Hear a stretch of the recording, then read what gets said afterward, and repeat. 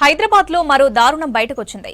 జంతు ప్రేమికులు కంగు తినే విధంగా కొన్ని పెట్ కేర్ సెంటర్ల నిర్వాహకులు వ్యవహరిస్తున్నారు. షేక్పేట్లోని ఒక ప్రముఖ పెట్ కేర్ సెంటర్లో వీధి కుక్కల బ్లడ్ మాఫియా జరుగుతోంది. వీధి కుక్కల రక్తం తీసి దానిని పెంపుడు జంతువులకు ఎక్కిస్తున్నారు. అవసరం లేకపోయినా ఎక్కిస్తూ ఒక్కో ప్యాకెట్కు 18,000 నుంచి 25,000 రూపాయల వరకు దండుకుంటున్నాయి. సిటీలో పెట్ లవర్స్ జాగ్రత్తగా ఉండాలంటున్న పెట్ కేర్ టెక్నీషియన్ శివతో చంద్రశేఖర్ ఫేస్ టు ఫేస్.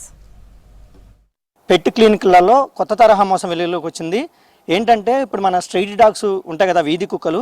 ఆ వీధి కుక్కల నుంచి తీసినటువంటి రక్తాన్ని కొంతమంది ముఠ ఈజీ వేలో డబ్బు సంపాదించడానికి ఆ రక్తాన్ని తీసి పెంపుడు జంతువులు ఏవైతే ఉంటే వాటికి ఎక్కిస్తూ ఉన్నారు. ఇది ప్రస్తుతం సంచలనంగా మారింది. ప్రస్తుతం మన దగ్గర అదే హాస్పిటల్లో టెక్నీషియన్గా పనిచేసినటువంటి శివ మనతో పాటు ఉన్నారు. అసలు దీని గురించి పూర్తి వివరాలు తెలుసుకునే ప్రయత్నం చేద్దాం. శివ, చెప్పండి, అసలు ఇది ఎంతవరకు నిజము?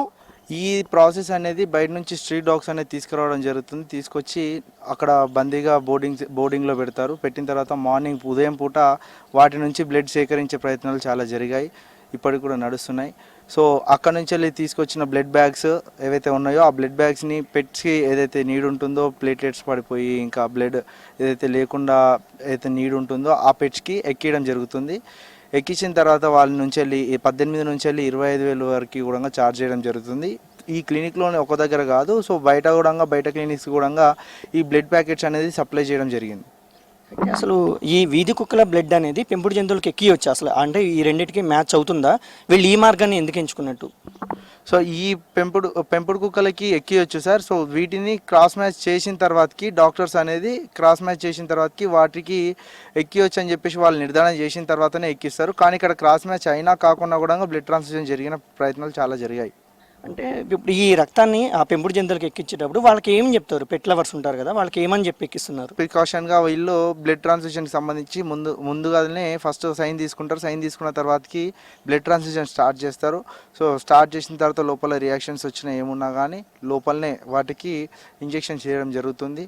So if in case reactions కొన్ని పెట్స్కి రాకపోయినా సరే వాటికి బ్లడ్ ఎక్కియడం జరుగుతుంది. తర్వాతకి అవి కొన్ని పెట్స్ రికవర్ అయ్యాయి, కొన్ని పెట్స్ రికవరీ కాక చనిపోయిన ప్రయత్నాలు చాలా జరిగాయి. నార్మల్ పేషెంట్స్కి వాళ్ళకి ఎమర్జెన్సీ టైంలో ఎలా తీసుకుంటారు, ఇప్పుడు పెట్స్ కూడా అలా తీసుకుంటున్నారని చెప్తున్నారు, అంతేనా? అవును సార్.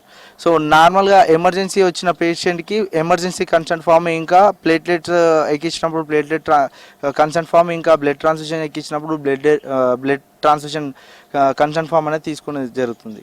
అయితే అసలు ఇప్పుడు ఆ బ్లడ్ అనేది ఆ పెట్స్కి ఎందుకు ఎక్కిస్తున్నారు? ఆ బ్లడ్ ఎక్కించడానికి వీళ్ళు ఏం చెప్తున్నారు? వాళ్ళకి ఎందుకు ఆ బ్లడ్ ఎక్కించాలంటే ఆ పెట్ లవర్స్కి ఏం చెప్తున్నారు? సో బ్లడ్ ఎక్కించడానికి ముఖ్య కారణాలు సార్, టిక్ ఫీవర్ నుంచి వెళ్ళి ఏదైతే రోగం బారిన పడుతుందో ఆ పెట్స్కి బ్లడ్ ఎక్కిస్తారు సార్. ఇంకొకటి బాగా ఎనిమికున్న పెట్స్కి కూడా బ్లడ్ ఎక్కిస్తారు. ఇంకా యాక్సిడెంట్ అయిన కేసులో కూడా బ్లడ్ ఎక్కిస్తారు. సో అటువంటి సిచ్యువేషన్లో వీళ్ళు ఆ పెట్స్కి అనేది బ్లడ్ ఎక్కించడం జరుగుతుంది. వీధి కుక్క బ్లడ్ తీసిన తర్వాతకి ఎంత అయితే బ్లడ్ తీయాలో దానికంటే ఎక్కువ మోతాదులో బ్లడ్ తీయడం జరుగుతుంది. ఆ తీసినప్పుడు ఆ పేషెంట్ ఆ వీధి కుక్క ఎవరైతే ఉన్నారో వాళ్ళు బాగా ఎనీమిక్ అయిపోయి చాలా పెట్స్ చనిపోయాయి. కొన్ని పెట్స్ స్కిన్ ఇన్ఫెక్షన్స్ కావచ్చు, వేరే ఇన్ఫెక్షన్స్ వచ్చి కూడా చనిపోయాయి సార్. కొన్ని రోజులకి ట్రీట్మెంట్ ఇచ్చినా కూడా సర్వే కాకపోవడము, ఫుడ్ సరిగా తీసుకోకపోవడము, ఇట్లాంటివి కూడా జరిగినాయి. సో ఏదైతే బ్లడ్ ఎక్కిస్తారో ట్రాన్స్ఫ్యూజన్ చేస్తారో ఆ పేషెంట్స్ కొన్ని ఇమీడియట్లీ చనిపోయాయి, కొన్ని ఏమో రియాక్షన్స్ వచ్చి కొన్ని రోజులకి సెట్ అయ్యాయి.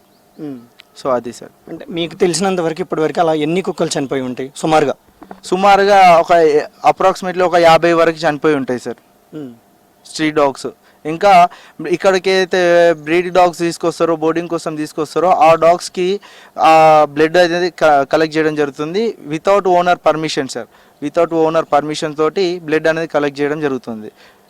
ఓకే, అయితే ఇది అసలు ఎప్పటి నుంచి జరుగుతుంది? మీకు ఎప్పుడు తెలిసింది అసలు ఇట్లాంటి ఫ్రాడ్ జరుగుతుందని ఎప్పుడు తెలిసింది? సార్ నేను ఈ క్లినిక్లో 2025 జనవరిలో జాయిన్ అయ్యాను. సో నేను జాయిన్ అయినప్పటికే అక్కడ ఇటువంటిది జరుగుతూనే ఉంది. సో జాయిన్ అయిన తర్వాతకి నాకు ఒక రిఫరల్ ద్వారా నేను అక్కడికి వెళ్ళాను. సో జాబ్ ఆఫర్ కోసం వెళ్ళిన తర్వాత నాకు తెలిసింది.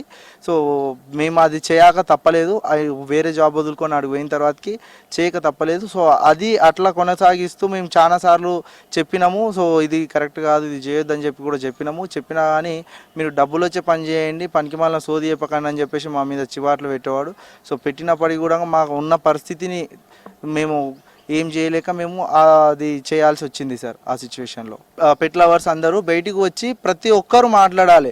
ప్రతి ఒక్కరు మాట్లాడి ఏదైతే అన్యాయం జరుగుతుందో అది నిజమా కాదా, అసలు ఎంతవరకు అయింది ఏందనేది మీరు కూడా ఎంక్వైరీ చేయాలి. Enquiry officers, government officers enquiry చేయట్లేదు.